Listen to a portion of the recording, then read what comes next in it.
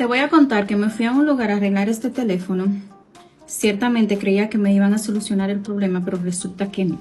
Déjame decirte que para poder obtener un teléfono en las condiciones en las cuales yo quería que me lo entregaran, tuve que... Me fui a Desert Technology, mira, me lo dejaron nuevo un chin. Y de paso terminé antojándome porque tienen ahí de todo, covers, tablets, teléfonos nuevos y yo solo iba a reparar.